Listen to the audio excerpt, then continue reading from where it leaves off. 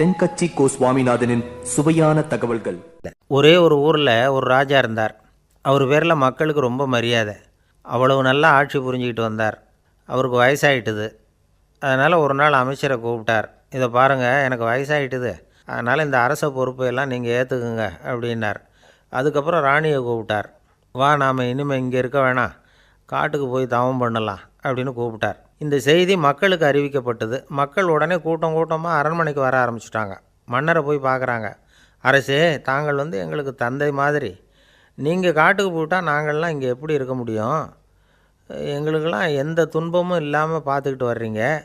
இது மாதிரியான ஒரு அரசாட்சி இல்லைன்னா மக்கள் வாழ்ந்து என்ன பயன் அப்படின்னாங்க. இருந்தாலும் என்ன பண்ணுறது, வயசாயிட்ட காரணத்தினால இந்த முடிவுக்கு வர வேண்டியிருக்குது அப்படின்னாரா ராஜா. அப்படின்னா நீங்கள் காட்டுக்கு போக வேணாம், நாங்கள் போகிறோம். நாங்கள் அங்கே போய் தவம் பண்ணுறோம், வழிபாடு பண்ணுறோம்.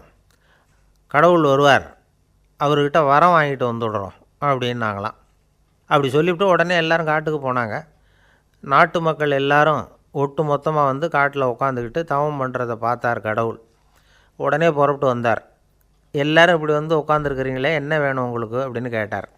உடனே மக்கள் எல்லாரும் ஒரு குரலில் சொன்னாங்க, சுவாமி, எங்கள் மன்னன் ரொம்ப நாளைக்கு நல்லபடியாக இருக்கணும். அவர் மகிழ்ச்சியாகவும் உடல் நலத்தோடும் இருந்தால் தான் நாங்கள் அமைதியாக வாழ முடியும் அப்படின்னாங்க. சரி, அதுக்கு என்ன செய்யணும் அப்படின்னார் ஆண்டவன்.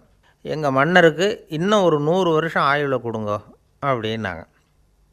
அவ்வளவு தானே, சரி அப்படியே ஆகட்டும் அப்படின்னு சொல்லிவிட்டு ஆண்டவன் போயிட்டார்.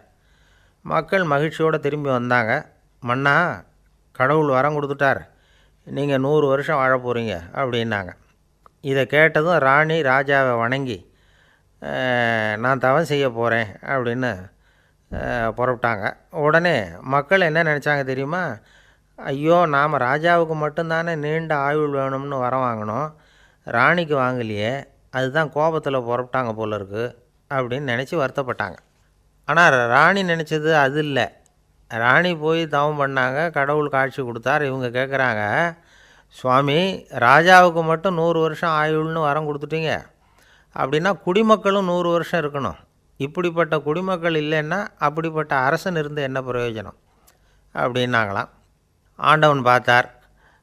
சரி, அவங்களும் 100 வருஷம் வாழ்வாங்க, அது மட்டும் இல்லை, நீயும் 100 ஆண்டு காலம் வாழ வரமளிக்கிறேன் அப்படின்னு சொல்லிவிட்டு மறைஞ்சிட்டார். இதில் ஆண்டவன் வர்றதும் மறையிறதும் முக்கியம் இல்லை. இதில் கவனிக்க வேண்டியது ஆள்கிறவனின் விசால மனம், குடிமக்களின் விசால மனம், ஆள்கிறவன் மனைவியினுடைய விசால மனம். இப்படி ஒரு நாடு இருந்துட்டுதுன்னா எப்படி இருக்கும் வாழ்க்கை நினச்சி பாருங்கள். அதனால தான் பெரியவங்கள்லாம் சொல்கிறாங்க, இதய வாசல் திறந்தே இருக்கணும், இதயத்தின் கதவுகளை மூடாதீங்க அப்படின்னு சொல்லுவாங்க. என்கிட்ட ஒருத்தர் சொன்னார், என்னுடைய இதய வாசல் எப்போவும் திறந்தே தான் இருக்குதுன்னார். எதனால் அப்படி சொல்கிறீங்க அப்படின்னு கேட்டோம். டாக்டரே சொல்லிவிட்டார், என்னுடைய இதயத்தில் ஒரு ஓட்டை இருக்குது அப்படின்னு, வால்வு சரியில்லையா அப்படிங்கிற.